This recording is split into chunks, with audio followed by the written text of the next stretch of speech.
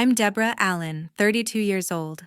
Last Christmas, I arrived at a historic mansion in Newport, Rhode Island, my arms full of gifts, my heart overflowing with hope for a warm family gathering. I pictured the laughter, the hugs, and the carols filling the room glowing with lights. But as soon as I reached the door, my mother blocked me with a cold stare. "You're not welcome this year." I froze confused until my sister stepped forward, smirking cruelly. "This is no place for losers." Her words cut through me like a blade, shattering every expectation in an instant. All the joy I carried turned into humiliation and bitterness. Forcing a smile, I nodded and walked away, hiding my tears in the freezing night. Sitting in my car, I picked up the phone and said calmly but firmly, "Cancel everything. Right now." 30 minutes later, my sister was in tears, begging me to let her back into my life, but by then, it was far too late. Have you ever walked into a moment expecting warmth only to be met with betrayal instead? Share your story in the comments. I truly want to hear how you turned your pain into strength. My heels clicked on the polished wood floor as I pushed past the heavy oak door of the mansion. The chandelier light stung my eyes, but I wasn't here to admire the decor. My sister stood by the fireplace, wine glass in hand, laughing with a few cousins. My parents sat at the long dining table surrounded by plates of untouched food. I could feel my pulse hammering in my ears. Why wasn't I invited? I demanded, my voice sharper than I meant.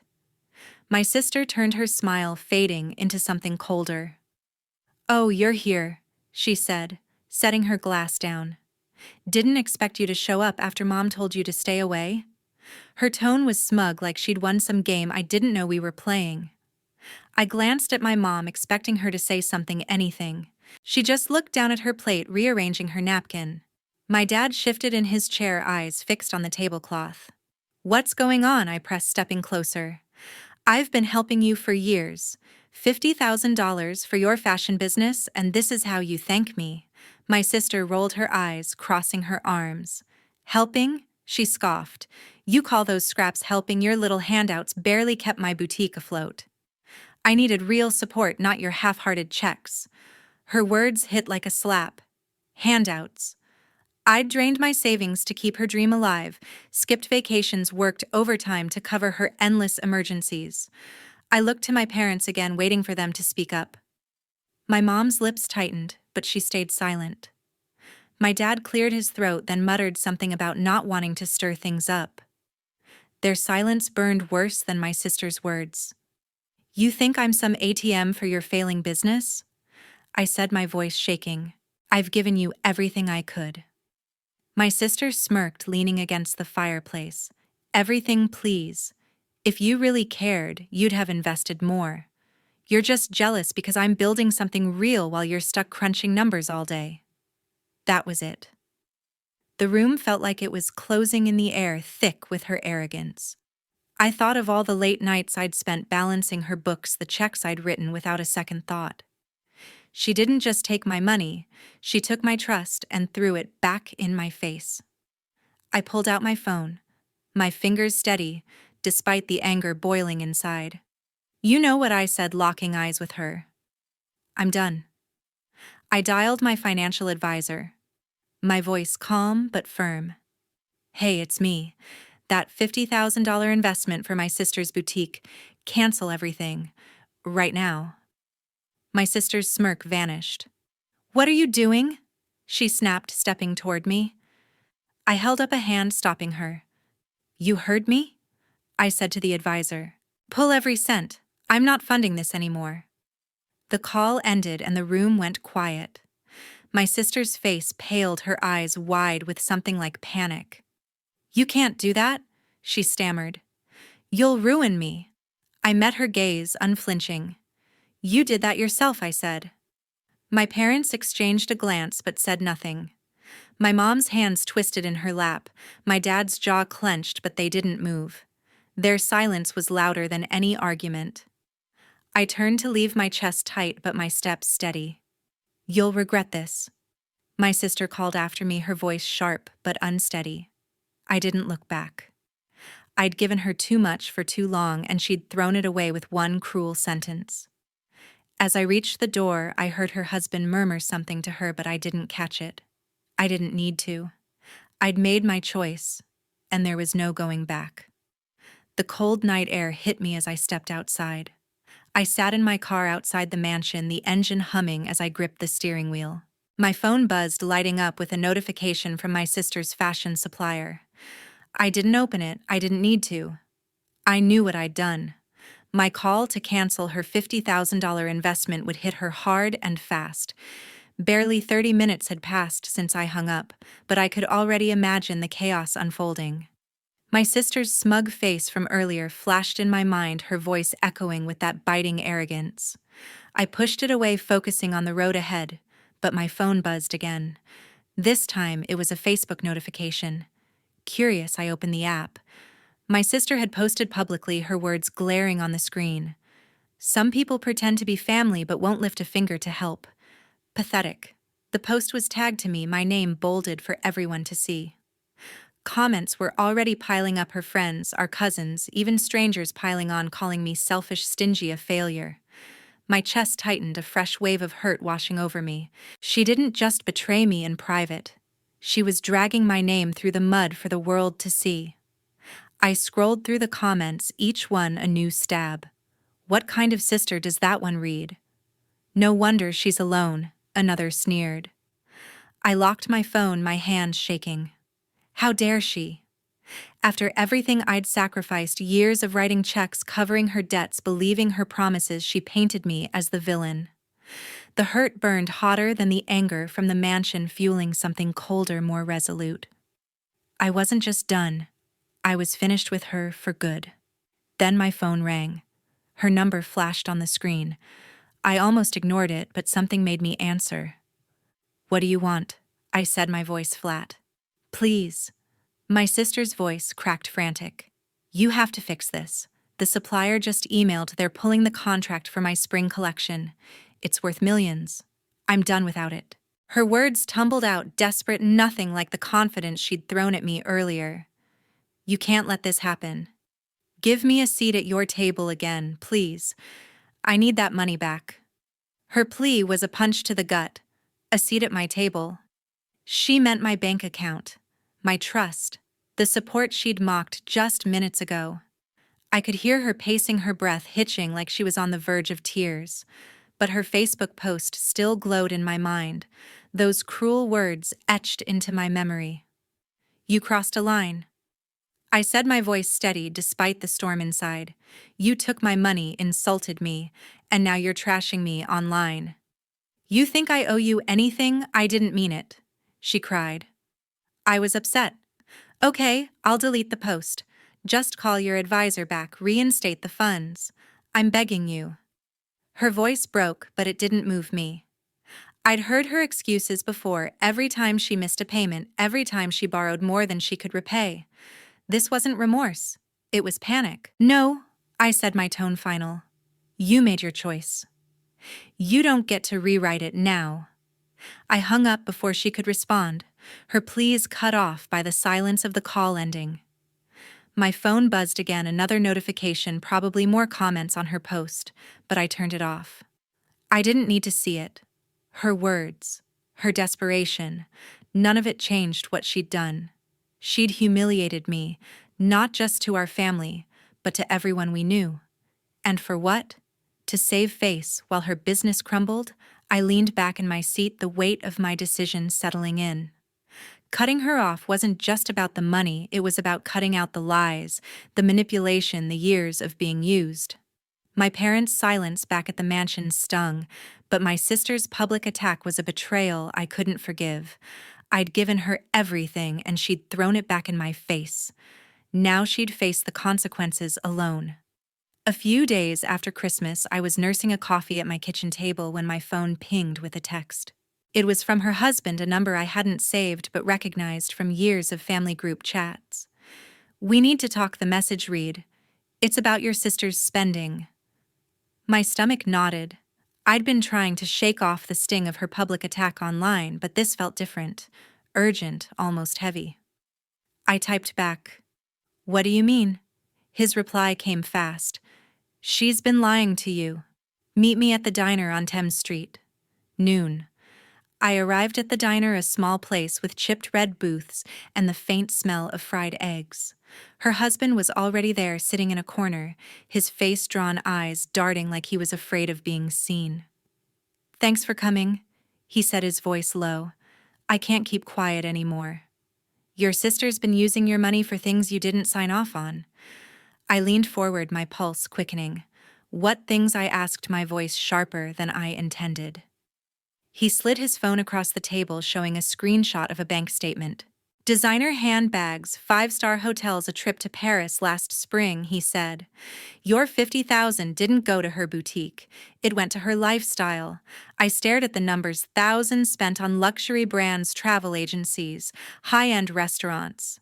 My money, the savings I'd poured into her dream, had funded her Instagram-perfect vacations. My hands clenched into fists, a slow burn spreading through me. "Why are you telling me this now?" I demanded. He sighed, running a hand through his hair. "Because I'm done covering for her. She's out of control, and I'm worried about our kids." His voice cracked, and for the first time I saw guilt in his eyes. I nodded, too angry to trust my words. I needed proof, something solid to confront the betrayal I felt. "I'll handle it," I said, standing to leave. That afternoon, I booked an appointment with Martin Gray, a lawyer I'd worked with on a contract dispute years ago. His office was a small, tidy space in downtown Newport, walls lined with law books and a single photo of his kids. "Good to see you," Deborah Martin said, shaking my hand. "What's going on?" I explained everything: my sister's boutique, the $50,000 I'd invested, her husband's text, the screenshots. "I need to know the truth," I said, my voice steady but tight. Martin nodded, pulling out his laptop. "Let's dig into it." He contacted my financial advisor and requested records of every transaction tied to my sister's business account. Within hours, he had a stack of documents, invoices, bank transfers, credit card statements. I sat across from him, my heart sinking as he walked me through the evidence. A $3,000 handbag from Saks. A $10,000 deposit for a Paris hotel. A $5,000 payment to a travel agency for a Caribbean cruise. None of it had gone to fabric suppliers, employee wages, or store rent. "This is fraud," Martin said, his tone matter of fact but serious. "Your sister misrepresented how she'd use your investment. You could sue for restitution." I shook my head, the weight of her betrayal settling in. I didn't want a lawsuit. I wanted answers, closure, anything to make sense of why she'd lied. "How could she do this?" I whispered, more to myself than to him. Martin leaned back, his expression softening. "Some people take trust for granted. They think it's a blank check." I left his office with copies of the documents, my mind racing. My sister hadn't just taken my money, she'd built a facade with it, parading her success while I worked overtime to keep her afloat. The trips, the designer bags, the social media posts I'd liked, without question, they were all lies. I thought of her smug face at the mansion, her cruel words online, her desperate pleas when her supplier bailed. She'd played me for years, and I'd let her. As I drove home, the documents heavy in my bag, a new clarity took hold. The first week of January brought a knock at my door, sharp and unexpected. I opened it to find my parents standing on my porch in the chilly Rhode Island suburbs, their faces tight with purpose. My mom clutched her purse, her eyes avoiding mine, while my dad shifted his weight, his usual calm replaced by unease. "We need to talk," my dad said, his voice low but firm. I hesitated, then stepped aside to let them in, my gut telling me this wasn't a friendly visit. They sat stiffly on my living room couch, the same one I'd bought with my own money after years of supporting my sister. "Your sister's in trouble?" My mom started, her hands twisting together. "Her boutique is falling apart because you pulled your funding. You need to help her?" Her words were a punch, direct and unapologetic. I stared, disbelief rising like a tide. "Help her?" I said, my voice sharp. "After she lied to me, used my money for designer bags and vacations." My dad raised a hand, his tone conciliatory. She made mistakes, sure, but she's family. You can't just abandon her. His words echoed their silence at the mansion when they'd let her call me a loser without a word.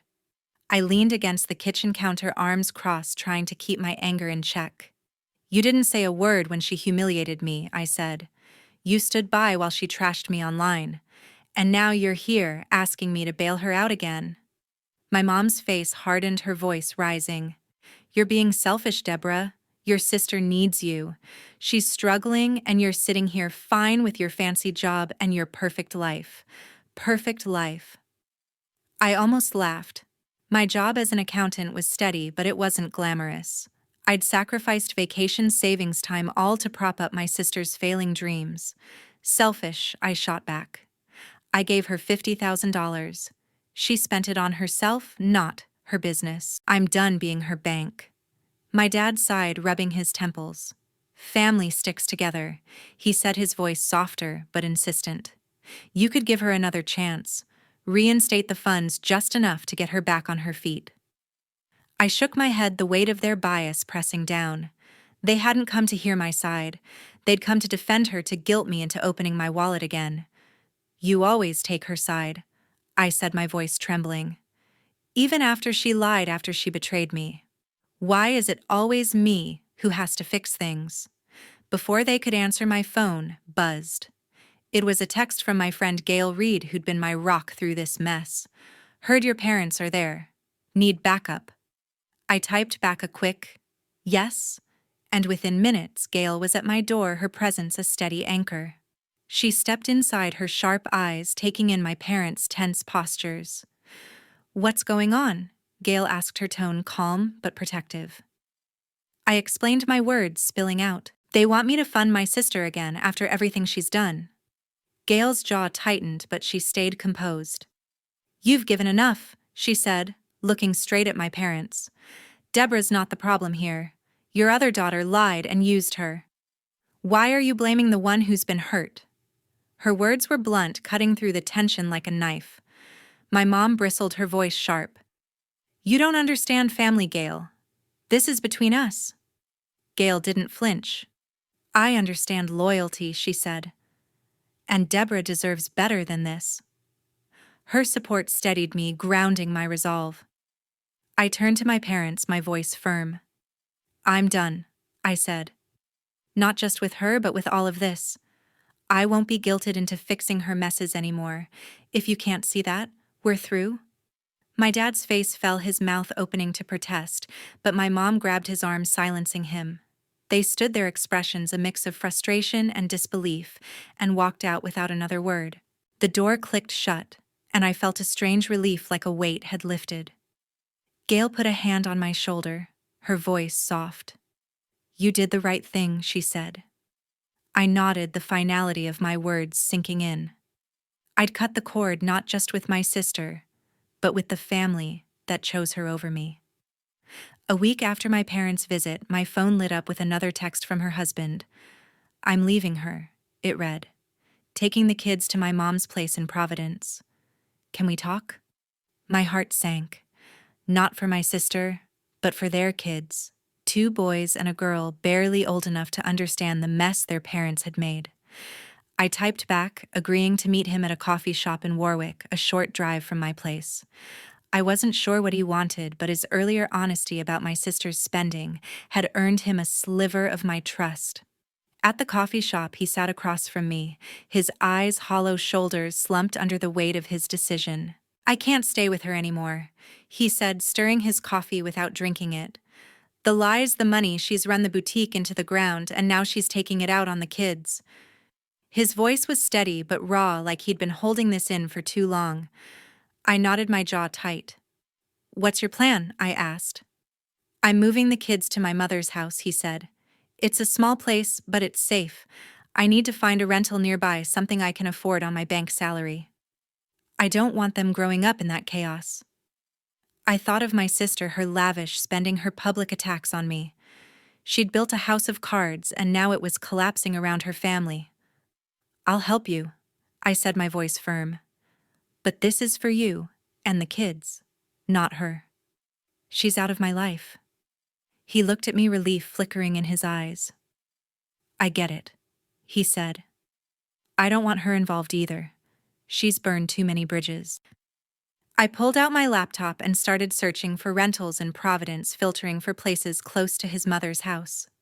Within an hour, we'd found a modest 2-bedroom apartment, affordable but clean.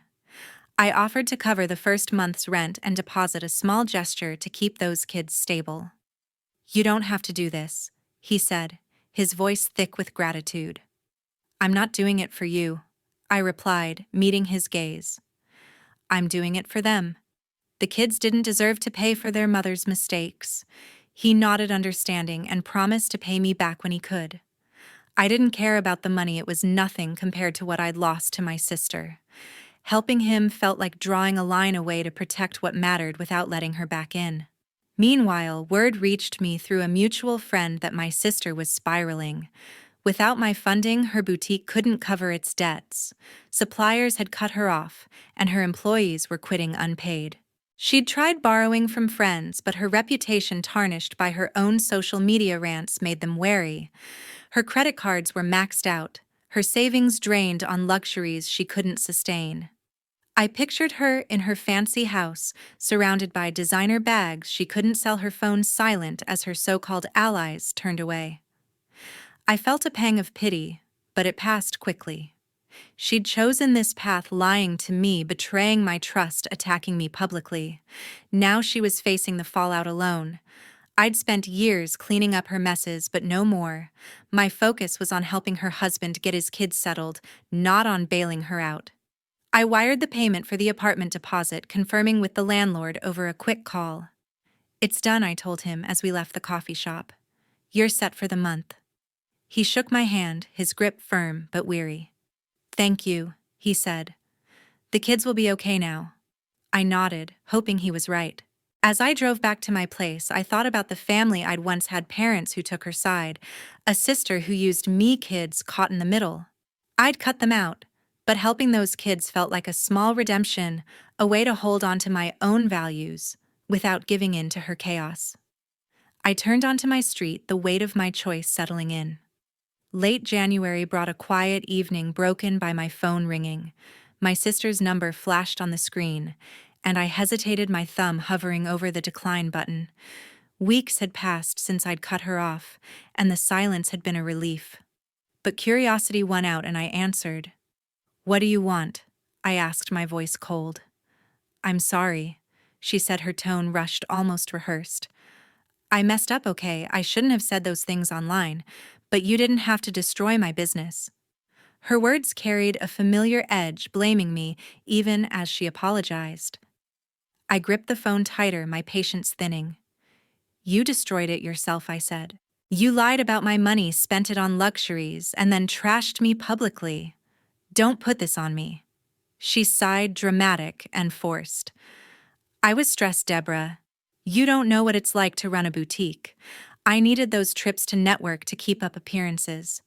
You could have helped more instead of pulling the plug. I almost laughed at her nerve. Even now, she couldn't own her mistakes. You're not sorry, I said. You're just scared because it's all falling apart. She went quiet, and I hung up her half-hearted plea, fading into nothing. The next day, my parents called, their voices heavy with urgency. We need to fix this, family. My dad said, his tone softer than at my house. Your sister's in a bad place. She's lost everything. I sat on my couch, staring out the window at the bare trees lining my street. She lost it because she lied, I said. I'm not going back. My mom jumped in, her voice pleading. She's your sister. You can't turn your back on blood. Let's sit down, talk it out. Their words stung, stirring memories of their silence when I needed them. You didn't stand up for me, I said, my voice steady but sharp. Not at the mansion, not when she attacked me online, not when you came to my house. I'm done trying to fix what you won't. My dad started to protest, but I cut him off. I want to live my life, not clean up hers. If you can't respect that, we're done too. The line went silent, and they hung up, their attempt at peace crumbling. I leaned back, a strange calm settling over me. I'd spent years tying my worth to their approval, but no more. I wanted a life free of their expectations, their bias, their endless demands to save my sister. Word spread quickly about her downfall. A friend texted me a news article her boutique had shuttered, the lease terminated for unpaid rent. She'd sold her house in Newport, the one she'd flaunted as a symbol of success, to cover debts. Now she was living in a small apartment, scraping by on social assistance, her designer wardrobe pawned off for pennies. I pictured her alone, surrounded by the remnants of a life she'd built on lies, and felt no satisfaction, only a quiet resolve to keep my distance. Her collapse was complete. Suppliers wouldn't touch her, her former friends had vanished, and her husband had taken their kids to start over. My parents' calls stopped, their energy for reconciliation fading as her reality sank in. I'd heard she'd tried starting a new venture, some online shop, but it failed within weeks, her reputation too damaged to recover. She was out of options, out of excuses, and out of my life. I thought about the years I'd spent propping her up, believing her promises, trusting her dreams. Each betrayal, her spending her words, her refusal to change, had pushed me to this point. I wasn't the villain she'd painted me as, nor the savior my parents wanted. I was just me, choosing myself for once. As I set my phone down, the weight of my freedom felt real. By spring, the air in Rhode Island felt lighter, and so did I. For the first time in years, I woke up without the weight of my sister's demands or my parents' expectations pressing down on me. My days settled into a rhythm that was mine alone, mornings at my accounting firm, crunching numbers with a clarity I hadn't felt in ages, and evenings with friends who didn't ask me to fix their lives. Gail and I started a weekly dinner tradition at a seaside cafe in Newport, laughing over plates of clam chowder and stories that didn't revolve around family drama. I even took up painting again, a hobby I'd abandoned when my sister's crises took over. My small house in the suburbs, once a place I crashed between her emergencies, became a sanctuary, filled with my own choices, books I wanted to read, colors I chose for the walls. I heard about my sister through whispers from old acquaintances. She was still in that cramped apartment, scraping by on social assistance, her once glamorous life reduced to thrift store clothes and a part-time job at a local diner. She hadn't changed, not really. A mutual friend mentioned she'd been venting to anyone who'd listen, blaming me, her husband, even the economy for her downfall. "Deborah ruined me," she'd say, her voice sharp with resentment, as if her lies and choices hadn't burned every bridge she had. I didn't feel anger anymore, just a quiet distance. Her life was her own now, and I no longer carried its weight. My parents stopped reaching out, their silence a confirmation of the line I'd drawn. I didn't hate them, but I couldn't keep chasing their approval. They'd chosen my sister's side too many times, and I'd spent too long trying to prove I was enough. Letting go of that need was like stepping into sunlight after years in the shade. I didn't need their validation to know my worth. My work, my friends, the life I was building, they were proof enough. I thought about her husband and their kids sometimes. He'd sent me a thank you note after settling into the apartment I'd helped him rent, promising to keep the kids safe and stable. I didn't ask about my sister, and he didn't mention her. It was better that way. The kids deserved a chance to grow up without her chaos, and I trusted he'd make that happen. I'd done my part not out of obligation, but because it was right. Looking back, the lesson was clear, carved into every choice I'd made. I'd spent years pouring my heart and money into my sister, believing kindness would fix her, that family meant carrying her burdens. But kindness isn't a debt others can claim, it's a gift, and it should never be weaponized. She'd taken my generosity, twisted it, and used it to fuel her own ego, leaving me to pick up the pieces. I'd learned that boundaries aren't selfish, they're survival. In a place like America, where independence is a cornerstone, I'd finally embraced it. Standing on my own wasn't lonely, it was liberating. I started volunteering at a community center, helping women navigate financial planning. It wasn't about saving anyone, but about giving them tools to save themselves. Every time I sat with someone explaining budgets or savings plans, I saw a piece of myself, the part that had once trusted too much, given too much, and learned the hard way to prioritize my own stability. I wasn't perfect, but I was free, and that was enough. My sister's story wasn't mine to write anymore. She'd made her choices, and I'd made mine. While she pointed fingers, I built a life that didn't revolve around her mistakes. The mansion, the money, the family ties, they were part of a chapter I'd closed. As I walked along the cliffs of Newport one evening, the ocean stretching wide before me, I felt a peace I hadn't known in years. My life wasn't about proving anything to anyone. It was about living for me on my terms with no apologies.